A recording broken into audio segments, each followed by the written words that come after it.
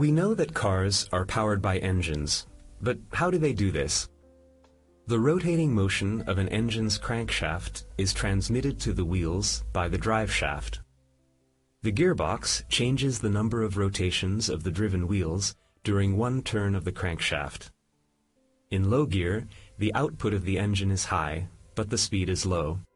In high gear, the car is faster and uses less fuel, but accelerates more slowly.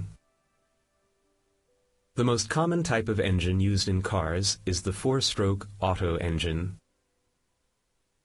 It converts the alternating vertical motion of the pistons into the rotation of the crankshaft. The crankshaft drives the driveshaft and the camshaft through the timing belt.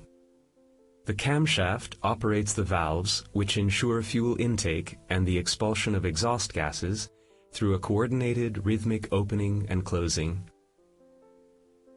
The first stroke is intake. The piston moves downwards, decreasing the pressure in the cylinder. The intake valve opens and a mixture of air and fuel flows from the carburetor into the cylinder.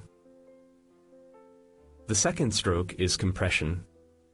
Both the intake and the exhaust valves are closed then. The momentum of the crankshaft and the counterweight causes the piston to move upwards, compressing the mixture of air and fuel, and thereby increasing its temperature. The third stroke is the power stroke. The spark plug ignites the compressed, heated mixture of fuel and air. The explosion pushes the piston down. The fourth stroke is the exhaust stroke.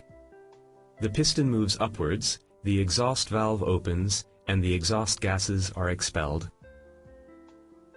As you can see, the linear motion of the piston is converted into the rotating motion of the crankshaft in the engine. The energy necessary to move the piston is provided by the combustion of fuel.